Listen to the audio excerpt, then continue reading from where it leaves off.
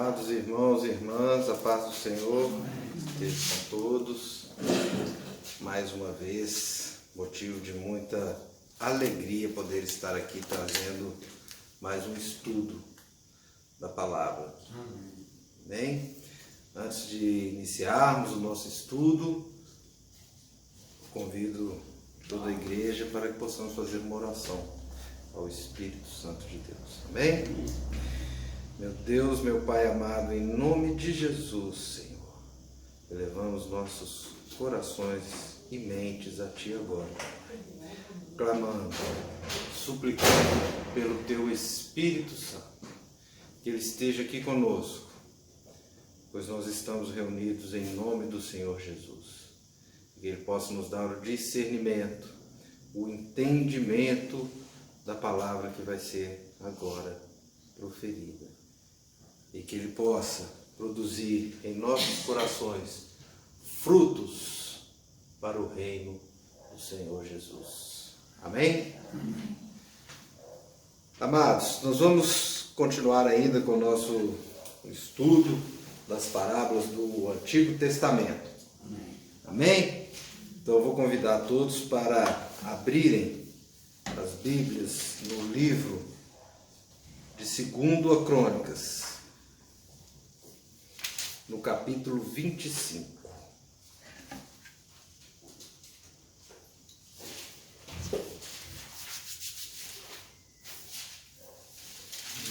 Segunda Crônicas 25.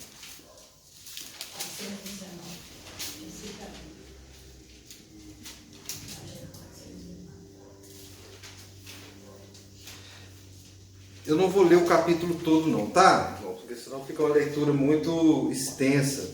São 28 versículos no capítulo. Eu vou ler, está na página 419. Mas eu vou ler na página 420, eu vou ler a parte que está, onde que tem a passagem da parábola. E depois eu volto, que aí eu vou fazendo o contexto total e eu vou mostrando os versículos onde eles estão. Amém? Então eu vou ler do versículo 17 ao 24. Então vamos lá, 2 Crônicas, capítulo 25, vou ler do versículo 17 ao 24. O título está assim, ó: Amazias derrotado por Jeoás. Amém? Amém. Então, Amazias, rei de Judá, tomou conselho e enviou mensageiros a Jeoás, filho de Jeoacás, filho de Jeú, rei de Israel, dizendo: Vem, meçamos armas. Porém, Jeoás, rei de Israel, respondeu a Amazias, rei de Judá. Essa resposta aqui é a parábola, tá? Aqui, ó. O cardo que está no Líbano mandou dizer ao cedro que lá está: dá tua filha por mulher a meu filho. Mas os animais do campo que estavam no Líbano passaram e pisaram o cardo. Essa é a parábola. Então, continuando a leitura. Tu dizes: eis que feri os edomitas e o teu coração se ensoberbeceu para te gloriares. Agora, fica em casa, porque provocarias o mal para caíres tu e Judá contigo? Mas Amazias não quis atendê-lo, porque isto vinha de Deus para entregá-lo na mão dos seus inimigos, porquanto buscaram os deuses dos edomitas. Subiu então Jeoás, rei de Israel, e Amazias, rei de Judá, mediram armas em Bet-Semes, que pertence a Judá. Judá foi derrotado por Israel e fugiu cada um para sua casa. E Jeoás, rei de Israel, prendeu a Amazias, rei de Judá, filho de Joás, filho de Jeoacás, em Bet-Semes. Levou-o a Jerusalém, cujo muro ele rompeu, desde a porta de Efraim até a porta da esquina, 400 côvados. Tomou todo o ouro e a prata, e todos os utensílios que se acharam na casa de Deus, com Obed-edom, e os tesouros da casa do rei, como também reféns. e voltou para Samaria. Amém? Então, as parábolas do Antigo Testamento, como a gente vem estudando, os irmãos e irmãs já puderam perceber que todas elas são proferidas dentro de um contexto narrativo, né? De um contexto da história que está sendo contada ali. Como eu disse, a parábola em si é o do versículo 18. O cardo que está no Líbano mandou dizer ao cedro que lá está: dá a tua filha por mulher a seu filho. Mas os animais do campo que estavam no Líbano passaram e pisaram o cardo. Então essa parábola, os estudiosos entendem que isso é como se fosse uma sabedoria da época ali popular, que ia passando de geração em geração essa parábola. Cardo, o que é o cardo? O cardo é um espinheiro, um arbusto mais rasteiro, menor, né? E o cedro do Líbano é a árvore mais importante, mais altiva, mais valiosa que tinha na época do Antigo Testamento. Então a parábola em si, ela traz essa passagem. O cardo, né, ou seja, o espinheiro, aquela árvore pequena ali, sem força nenhuma, mandando recado para o cedro. Não, você vai mandar a sua filha para casar, né, com o meu filho. E o cedro respondeu: os animais do campo já passaram e já te pisotearam, ou seja, você não tem condição nenhuma de pedir nada, de exigir nada. Então essa parábola é uma parábola que está falando sobre soberba. O cardo, o espinheiro, foi soberbo ao fazer uma exigência a um cedro, uma árvore muito mais alta, muito mais forte. Ele não tinha condição nenhuma de fazer aquela exigência, e o cedro respondeu: não preciso nem fazer nada, os próprios animais já te pisotearam. Amém? Então, agora eu vou contar toda a narrativa histórica, vocês vão entender por que Jeoás, rei de Israel, proferiu essa parábola contra Amazias, o rei de Judá. Como os irmãos sabem, né, já foi falado aqui várias vezes, pastor Totó, eu também acho que já tive a oportunidade, depois do reinado de Salomão, a nação de Israel se dividiu em dois reinos, o reino do norte e o reino do sul. O reino do norte era chamado reino de Israel e o reino do sul, o reino de Judá. O reino do norte tinha como capital, ou cidade principal, Samaria. O reino do sul, Jerusalém. Então esse capítulo 25 de Crônicas, que também está relatado no capítulo de 2 Reis 14, no livro de 2 Reis, capítulo 14, conta a mesma história. Eu comecei a fazer o estudo até através do livro de 2 Reis, mas quando eu passei para o livro de 2 Crônicas, eu achei o capítulo com mais detalhes, com uma explicação mais detalhada, então eu optei, eu tinha impresso até o de 2 Reis, mas eu vim para o de 2 Crônicas. Ele é mais completinho. Então vamos lá. O capítulo fala da história de Amazias. Quem era Amazias? Então, começando lá no início do capítulo 25, Amazias era um jovem, ele tinha 25 anos de idade, quando assumiu o reinado de Jerusalém, ali do reino de Judá, em função do falecimento do seu pai. Fez ele o que era reto perante ao Senhor. Então ele não era daqueles reis dos piores. Não, porém, com inteireza de coração. Ele tinha um certo temor ao Senhor, mas não de todo o coração. Lá no 2 Reis, em vez de falar inteireza de coração, fala assim: mas não como o rei Davi. Né? Eles tinham Davi como um espelho ali de um rei segundo o coração de Deus. Então lá fala assim: ele era temente a Deus, mas não como Davi. E aqui fala que não do inteiro coração. Tudo bem. Então, Amazias, ele assumiu o reino. E por que fala que ele não tinha inteireza de coração? Primeiro, porque apesar dele, né, obedecer a lei de Moisés, seguir o livro da lei, o primeiro ato dele como rei foi matar os assassinos do pai dele. Então foi um ato de vingança. Ele já começou o reinado dele com um ato de vingança. Foi atrás daquelas pessoas que tinham matado seu pai e matou todos eles. E no livro de Reis, de 2 Reis, ainda coloca que ele matou os assassinos do pai, mas não matou os filhos dos assassinos para cumprir a lei de Moisés, na parte lá que falava que os filhos não responderiam pelo pecado dos pais, assim como os pais não responderiam pelo pecado dos filhos. Então ele tinha essa dubiedade. Ele seguia a lei, mas também tinha um coração inclinado também para as coisas do mundo, para as coisas humanas. Muito bem. Então ele teve esse início de governo aí meio conturbado e tal, mas continuou, não derrubou os altares que tinham lá dos deuses pagãos, mas continuou ali seguindo a lei e tentando de alguma forma ser obediente a Deus, não em sua plenitude. Amazias, aí a partir do versículo 5, já fala de como foi uma guerra entre Judá e Edom, com os edomitas. Então Amazias, ele assumiu e foi lá e juntou todo o exército e fez a contagem do exército. Tinha 300 mil homens.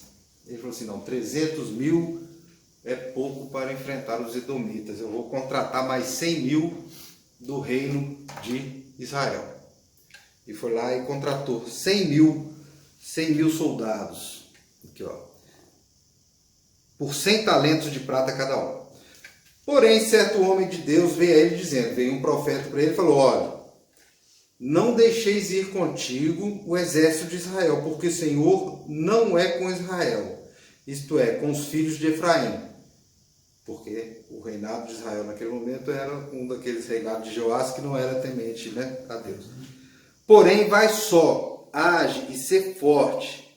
Do contrário, Deus te fará cair diante do inimigo, porque Deus tem força para ajudar, mas também para fazer cair. Então, um profeta foi lá e levou uma palavra do Senhor para ele. Você vai só com o que você tem dos seus soldados. Libere esses 100 mil. E aqui a palavra fala que, inclusive, os 100 mil foram embora e ficaram bravos, cheios de ódio, cheios de ira contra Amazias. Mas o Senhor profetizou que daria vitória a ele. E assim aconteceu. Ele foi, juntou essas tropas dos 300 mil, pelejou lá contra Edom e ganhou a batalha, ganhou a guerra. Só que aí o que ele fez depois de vencer essa guerra? Foi uma guerra, onde Deus mandou a profecia de que ele venceria, mas com ele obedecendo a Deus, ou seja, era uma vitória de Deus, Deus de Israel, Deus dos israelitas. Amazias venceu a guerra e o que ele fez? Olha lá. Está lá no versículo 14. Vindo Amazias da matança dos edomitas, trouxe consigo os deuses dos filhos de Seir, tomou-o por seus deuses, adorou-os e lhes queimou incenso. Ou seja, Deus deu a vitória para ele e ele retribuiu, desobedecendo a Deus, buscando outros deuses, adorando outros deuses e adorando a outros deuses. Olha só, como a gente vê como é fraco, o coração do homem. Então a ira do Senhor se acendeu contra Amazias e mandou-lhe um profeta, que lhe disse, porque buscaste deuses que a seu povo não livraram de tuas mãos? Por que buscaste deuses que a seu povo não livraram de suas mãos? Enquanto lhe falava o profeta, disse-lhe o rei, acaso te pusemos por conselheiro do rei? Para com isso, por que teríamos de ferir-te? Então parou o profeta, mas disse, sei que Deus resolveu destruir-te, porque fizeste isso e não deste ouvido ao meu conselho. Então quando Deus mandou o profeta para falar que ele ia ganhar a guerra, ele escutou e obedeceu, fez igualzinho Deus mandou. Agora, na hora que Deus manda um profeta para repreender, ele tocou o profeta de lá, já mandou o cara calar a boca e falou: cala a boca, não vou matar você, não passa você na espada. Cara, vou calar, mas não deixou de dar palavra. Deus vai te destruir. E como que Deus destruiu Amazias? Através da soberba. Então aí que vem a parábola. Eu acabei de ler o versículo 16. Aí já no versículo 17, que é o versículo que antecede a parábola, o que fez Amazias? Então Amazias, rei de Judá, tomou o conselho e enviou mensageiros a Jeoás, filho de Joacás, filho de Jeú, rei de Israel, dizendo: vem, meçamos armas. Ou seja, ganhou a guerra, que Deus deu a vitória para ele, que ele sabia que ele não tinha condição de ganhar. Tanto que ele estava querendo contratar mais homens, ele sabia que não tinha condição de ganhar. Foi uma vitória por misericórdia, por decisão de Deus. Ele fez tudo ao contrário. Ele ganhou, mas depois abandonou, se ensoberbeceu, adorou outros deuses e não quis ouvir mais a palavra de Deus. E a soberba foi tão grande que ele mandou foi uma ameaça para o reino de Israel, falando: vem, meçamos armas. Aí o rei de Israel proferiu a palavra, a parábola que eu expliquei do cedro e do cardo. Porque o reino de Israel naquele momento era muito mais poderoso que o reino de Judá. Poderoso assim, do ponto de vista armamentista, de número de guerreiros. Era um reino que já estava ali consolidado, já tinha vencido muitas batalhas, já estava estabelecido, né? Ou seja, o rei estava lá tranquilo, o rei de Israel tranquilo, e o Amazias, cheio da soberba, mandando recado para ele. Então Amazias representa o cardo, o mais fraco, e Jeoás, como se fosse o cetro, falando assim: como que você vai mandar esse recado para mim? Você é um cardo, você não tem essa força, você não tem essa condição. E mesmo assim, ele mandou essa parábola, tipo assim, alertando, né? Não entra nessa, não tem para você não. E o que Amazias fez? Mas Amazias não quis atendê-lo, porque isso vinha de Deus para entregá-lo na mão dos seus inimigos. Ou seja, Deus permitiu que Amazias se ensoberbecesse tanto a ponto de não dar ouvidos a mais nada. Não deu ouvido a Deus e não deu ouvido ao rei de Israel, que proferiu a parábola que nós estamos estudando hoje. E aí foi lá, guerreou e perdeu. Foi feito prisioneiro, ficou 15 anos como prisioneiro de Israel. Olha só, aí está no final aqui que eu não li. Depois de 15 anos, o rei foi e soltou ele. Aí os filhos daqueles homens que mataram o pai dele, que ele não matou, foram lá, perseguiram e mataram ele.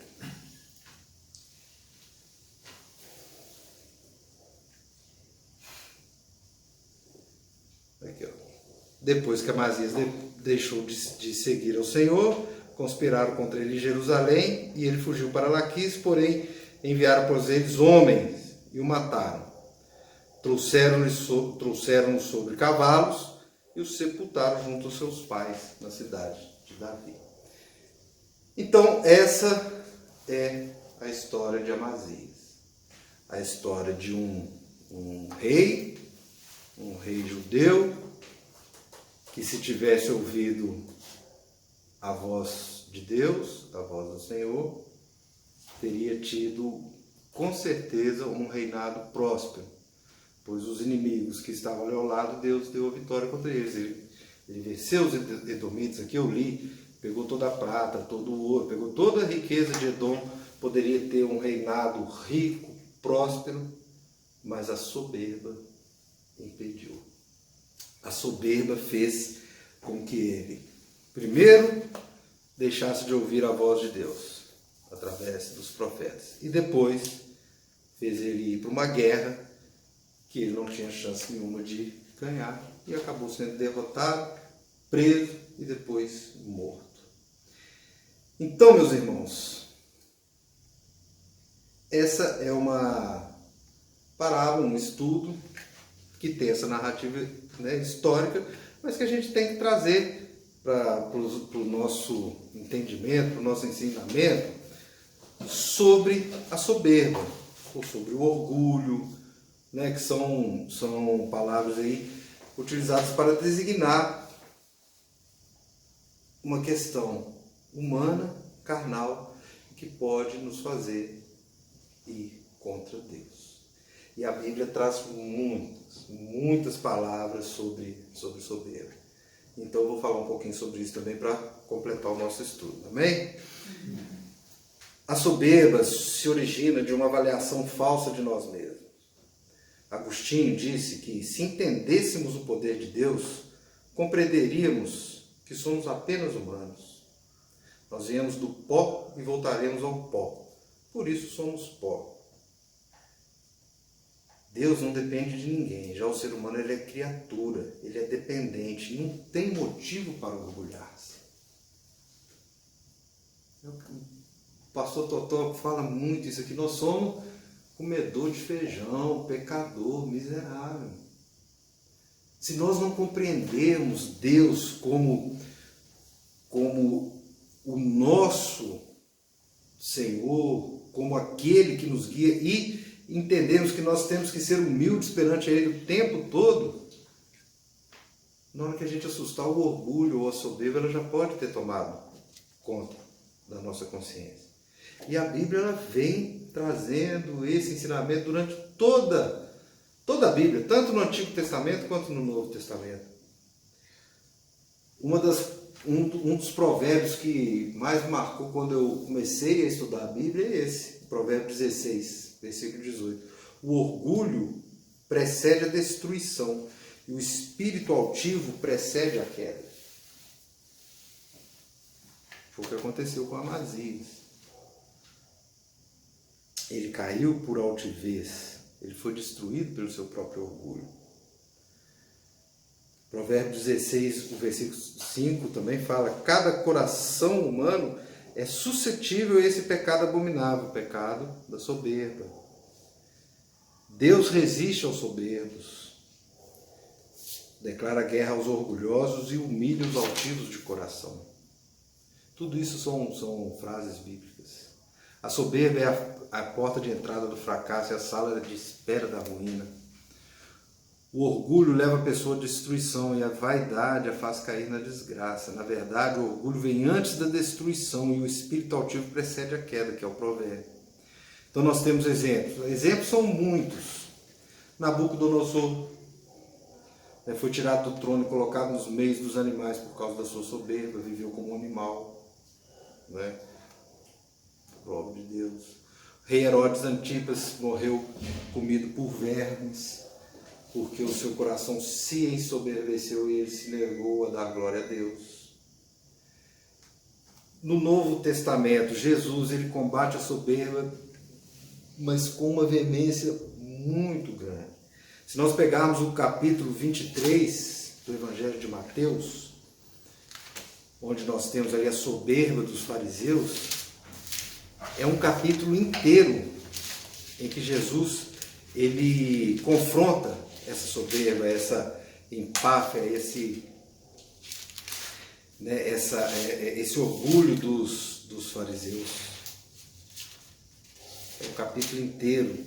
Jesus censura os escribas e os fariseus. Depois vem várias advertências de Jesus. E as advertências que Jesus faz aos fariseus que estavam ali cheios de soberba, cheios de orgulho, são advertências fortes, onde que ele chama de hipócritas, insensatos. Jesus não mediu ali palavras para combater esse orgulho, essa soberba dos fariseus. Jesus também combate lá em Mateus 3, que os judeus eles se gabavam, eles se orgulhavam, né? Para falar que eram filhos de Moisés. E Jesus vai lá e os repreende, fala: de que adianta serem filhos de Moisés? Posso fazer filhos de Moisés até dessa pedra. mas e as suas obras? Eles estavam se jactando, eles estavam se orgulhando de serem filho de Moisés, não, perdão, filho de Abraão. Filho de Abraão. Eles estavam se orgulhando disso. Mas Jesus falou, faça o filho de Abraão até de uma pedra. Eu quero ver as suas obras. Tem aquela parábola que nós já estudamos, que está no Evangelho de Lucas, vocês vão lembrar, do homem rico que foi só juntando provisões, juntando celeiro. Podia ter feito tanta coisa com aquilo ali, mas ele foi se orgulhar, eu sou muito rico, agora eu vou comer, beber, me regalar, vou, né, tipo assim, me orgulhar de toda essa riqueza. E Jesus falou, louco, mal sabes que hoje à noite Deus pode vir buscar a tua alma. Primeiro a João, no livro de 1 João, capítulo 2, ele fala da concupiscência da carne, concupiscência dos olhos e a soberba da vida, colocando a soberba num nível elevado de pecado, de afronta a Deus. Mas são muitas passagens, são muitas passagens, mas tem outra parábola que nós estudamos aqui, antes de eu fechar, que é a parábola do fariseu e do publicano, que o fariseu orava, né? Falando, Deus, eu te agradeço, porque eu não sou como esse aí, ó. Né? Eu dou dízimo, eu jejuo, né? Eu te adoro. E o publicano, coitadinho, lá humilde, falando, meu Deus, me ajuda, porque tem misericórdia de mim, porque eu sou pecador. E Deus falou, o pecador é que vai estar comigo, mas esse soberbo aqui não. E finalizando, Apocalipse 3. Apocalipse 3 eu quero ler, porque quando Jesus manda o recado lá para a igreja de Laodiceia, ele fala, o pessoal está falando, pois dizes, estou rico e abastado, e não preciso de coisa alguma, né? Está se orgulhando, se jactando, já tem tudo, sou rico, sou abastado, tem dinheiro. Aí Jesus fala, nem sabes que tu és infeliz, sim, miserável, pobre, cego e nu. Ou seja, através do orgulho, aquela pessoa está falando que ele tem tudo. E Jesus está falando que ele não tem nada. Que ele é miserável, pobre, cego e nu. E dá o conselho. Aconselho-te que de mim, de Jesus, compres ouro refinado pelo fogo para te enriqueceres, vestiduras brancas para te vestires, a fim de que não seja manifesta a vergonha da tua nudez, e colírio para ungires os olhos, a fim de que vejas. Meus irmãos, essa palavra de Apocalipse 3, que eu deixei para o final, é uma palavra muito forte. Muito forte foi a palavra de Jesus contra os fariseus, e que poderiam também ser aplicadas hoje a muitos religiosos, a muitos dirigentes de igreja, a muitas pessoas que se dizem que estão pastoreando ovelhas. Todo aquele capítulo de Mateus pode ser aplicado a eles. Mas essa passagem de Apocalipse 3 se aplica a todos nós que cremos em Jesus. Se nós nos ensoberbecermos e acharmos que através das coisas materiais desse mundo, quer seja dinheiro, quer seja posses, quer seja status social, status intelectual, nós temos alguma coisa, Jesus está dizendo, somos miseráveis. Aqueles que pensam assim são miseráveis, cegos e nus. E só tem uma forma de voltar a enxergar e de cobrir a vergonha, de cobrir a nudez. É através de Jesus Cristo. Compres ouro refinado pelo fogo para te enriqueceres. É o ouro de Jesus. Vestiduras brancas para te vestir. É a vestidura de Jesus da fé, da paz, do entendimento espiritual. E colírio para ungires os olhos. É através do Espírito Santo, para que nós possamos discernir o que vem de Deus, o que vem de Jesus e o que vem dos homens, o que vem do maligno.